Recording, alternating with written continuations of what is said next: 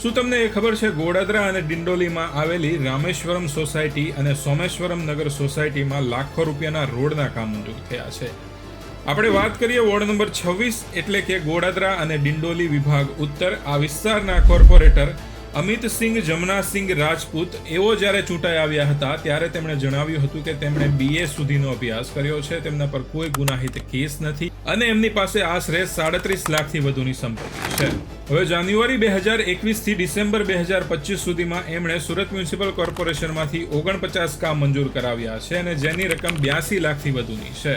હવે આ જે 49 કામ મંજૂર કરાવ્યા છે એમાંથી 30 કામ રોડ સંબંધિત મંજૂર કરાવ્યા છે જેની રકમ 66 લાખથી વધુની છે. પાણી સંબંધિત 1 કામ મંજૂર કરાવાયું છે જેની રકમ 1 લાખથી વધુની છે.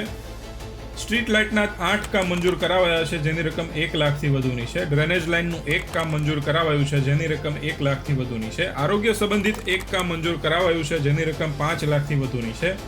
શાળા સંબંધિત 1 કામ મંજૂર કરાવાયું છે જેની રકમ 2 લાખથી વધુની છે અને બાકડા ફાળવવાના 2 કામ મંજૂર કરાવાયા છે જેની રકમ 4 લાખથી વધુની છે. હવે આ વિસ્તારના ત્રીજા કોર્પોરેટરે પણ સૌથી વધારે ખર્ચ આ વિસ્તારના રોડ રસ્તા પાછળ કર્યો છે. તો આ વિસ્તારના રોડ રસ્તા કેવા છે અહીં કમેન્ટ કરીને જણાવજો.